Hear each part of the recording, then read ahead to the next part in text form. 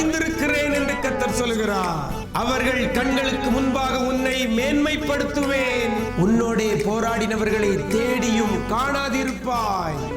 நாளில் கூட கர்த்தர் நமக்கு தருகிற ஒரு வார்த்தை வார்த்தை வார்த்தை வார்த்தை சமாதானத்தை கட்டளையிடுவேன்.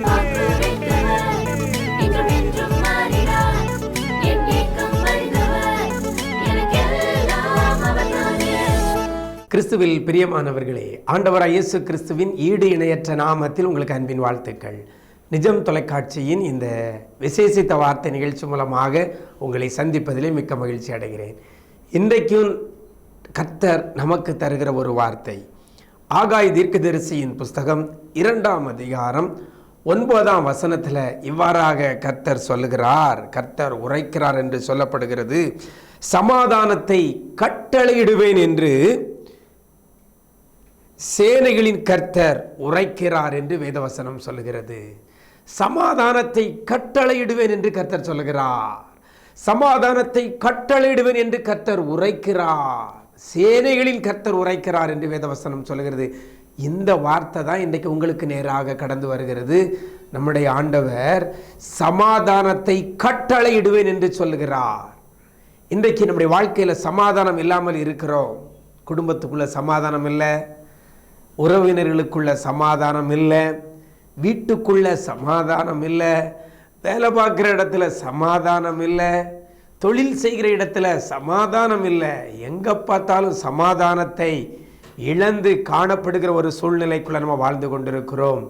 ஆனால் கர்த்தர் சொல்லுகிறார், சமாதானத்தை கட்டளையிடுவேன் என்று கர்த்தர் சொல்லுகிறார். சமாதானத்தை இழந்திருக்கிற தேவஜனமே, சண்டை சச்சரவு போட்டி பொறாமை இவைகளின் நிமித்தமாக சமாதானத்தை இழந்திருக்கலாம். குடும்பத்துக்குள்ள ஒருத்தர் பகைக்கிறதுனால சமாதானத்தை இழந்திருக்கலாம், போட்டி பொறாமைனால இழந்திருக்கலாம், இல்லை வியாதியினால வீட்டில் சமாதானத்தை இழந்திருக்கலாம், இல்லை பொருளாதார கஷ்டத்தினால சமாதானத்தை இழந்திருக்கலாம், திருமணம் நடக்கலாதனால திருமணம் தள்ளி போய் கொண்டிருக்கிறதுனால சமாதானத்தை இழந்து கூட நீங்கள் இருக்கலாம், அல்லது கற்பத்தின் கனி காரியம் இல்லாததுனால நீங்கள் சமாதானத்தை இழந்து கூட இருக்கலாம், அல்லது திருமணமாகி நான் பிரிந்திருக்கிறேன், கணவன் மனைவி பிரிந்துட்டோம், கருத்து வேறுபாடுகள் பிரிந்துட்டோம், அதனால் நான் சமாதானம் இல்லாமல் இருக்கேன் என்று சொல்கிறீங்களா? இன்றைக்கு எந்த சூழ்நிலையில் என்ன ரீசன்னால நீங்கள் சமாதானத்தை இழந்து இருந்தாலும் கூட என் ஆண்டவருடைய வசனம் உங்களுக்கு நேராக வருகிறது. சமாதானத்தை கட்டளையிடுவேன் என்று சேனைகளின் கர்த்தர் உரைக்கிறான். இன்றைக்கு அநேக வயோதிபர்கள் சமாதானத்தை இழந்திருக்கிறாங்க.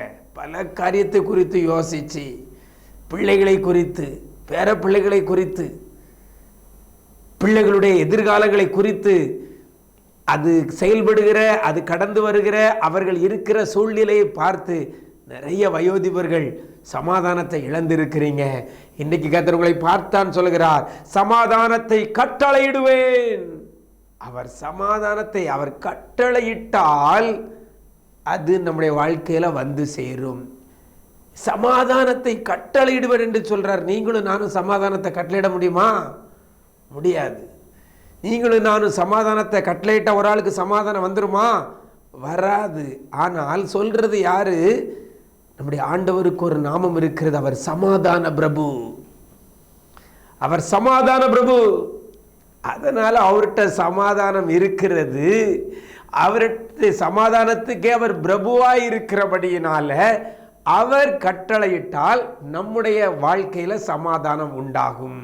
வசனம் அழகா சொல்கிறது, சமாதானத்தை கட்டளையிடுவேன் என்று சேனைகளின் கர்த்தர் உரைக்கிறார். இன்னைக்கு உங்களுக்கு பார்த்து சொல்கிறார், சமாதானத்தை இழந்திருக்கிற அருமையான சகோதரனே, சமாதானத்தை இழந்திருக்கிற அருமையான சகோதரியே, ஒவ்வொரு நாளும் சமாதானத்தை இழந்து கண்ணீரே உனக்கு உணவாய் கொண்டிருக்கிறதா?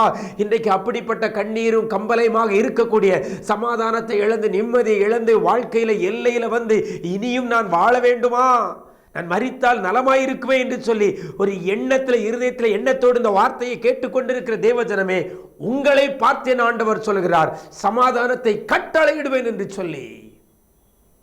அந்த வசனத்தில் அழகாக சொல்லப்பட்டிருக்கிறது, இவ்விடத்தில் சமாதானத்தை கட்டளையிடுவேன் என்று சொல்லுகிறார்.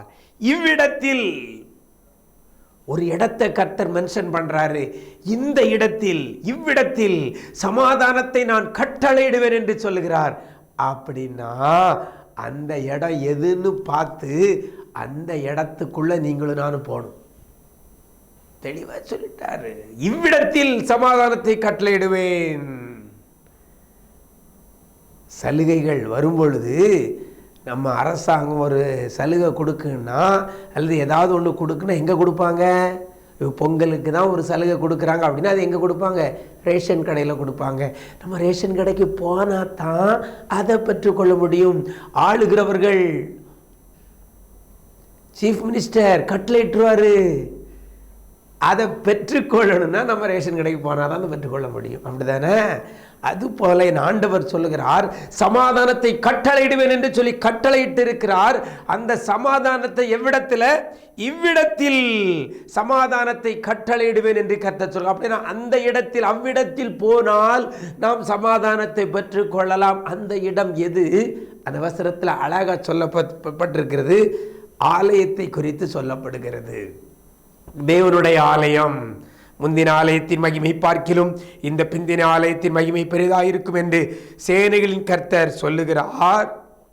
அந்த கர்த்தருடைய மகிமை நிறைந்த ஆலயத்தில் சமாதானத்தை கர்த்தர் கட்டளையிடுகிறார். அந்த இடத்தில் கட்டளையிடுகிறார்.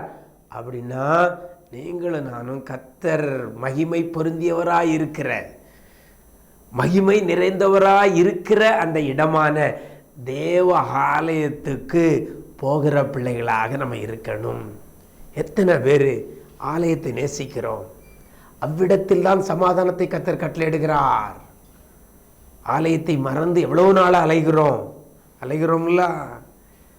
ஏதாவது ஃப்ரீயாக இருந்தால் ஆலயத்துக்கு போகிறோம். இன்னைக்கு வேலை இருந்தால் வேலைக்கு முக்கியத்துவம் கொடுக்கிறோம்.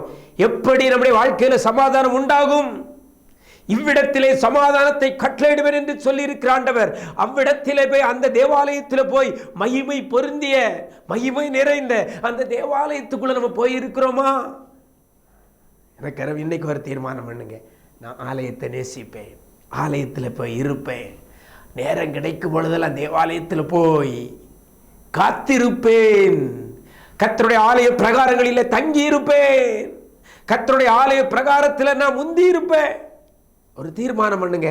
அவ்விடத்தில் தான் கர்த்தர் சமாதானத்தை கட்டளையிட போகிறார். சமாதானத்தை இழந்திருக்கிற நீங்கள் இந்த வார்த்தையின்படி தேவாலயத்தை நேசித்து பாருங்கள். தேவாலயத்தில் போய் தேவ பிரசன்னத்தை நீங்கள் நிறைந்திருக்கிற இடத்துல நீங்கள் அமர்ந்து பாருங்கள். உங்களுக்கு சமாதானம் உண்டாகும். சமாதானத்தை அங்கதான் கட்டளையிடுறார். வாழ்க்கையில் சமாதானத்தை நீங்கள் பெற்றுக்கொள்ளலாம். ஆலயத்தை நேசித்து ஆலயத்தில் உங்களுடைய காரியங்களை போய் தேவ சமூகத்தில் சொல்லுங்க, உங்களுக்கு சமாதானத்தை கட்டளையிடுவார். நாம் ஜெபிப்போமா? எங்களை நேசிக்கிற அன்பு நிறைந்த ஆண்டவரே, இந்த ஆசீர்வதிக்கப்பட்ட அந்த நல்ல நாளிலே கூட இவ்விடத்திலே சமாதானத்தை கட்டளையிடுவேன் என்று சொன்ன ஆண்டவர், பிள்ளைகளுக்கு சமாதானத்தை நீர் கட்டளையிட போறதற்காக நன்றி செலுத்துகிறோம். யாரெல்லாம் முந்தின ஆலயத்தின் மகிமை விட பிந்தின ஆலயத்தின் மகிமை பெரிதாய் இருக்கிற அந்த தேவாலயத்தில் போய் ஆண்டவரே உடைய சமூகத்தில் காத்திருக்கிறாங்களோ, ஜெபிக்கிறாங்களோ, விண்ணப்பம் பண்றாங்களோ, வேண்டுதல் பண்றாங்களோ, ஆலயத்தை நேசித்து ஆலயத்திலே தங்கி இருக்கிற பிள்ளைகளுக்கு, ஆலயத்தில் வந்து தன்னுடைய இருதயத்தை ஊற்று அன்னாளை போல இருதயத்தை ஊற்றுகிற பிள்ளைகளுக்கு ஆண்டவரே சமாதானத்தை நீர் இன்னைக்கு நீர் கட்டளையிட போறதற்காக நன்றி செலுத்துகிறோம். நான் கட்டளையிடுவேன் என்று நீங்க உரைத்திருக்கிறீங்கப்பா. அந்த உரைத்த அந்த வார்த்தையின்படி பிள்ளையுடைய வாழ்க்கையுடைய கண்ணீர் துடைக்கப்பட்டு, கவலைகள் மாற்றப்பட்டு, பிரச்சனைகள் மாற்றப்பட்டு, எதிராயிருக்கிற சூழ்நிலை மாற்றப்பட்டு, பிள்ளைகள் விரும்புகிறதை பெற்றுக்கொண்டு சமாதானத்தோடு வாழ நீங்க உதவி செய்யுங்க.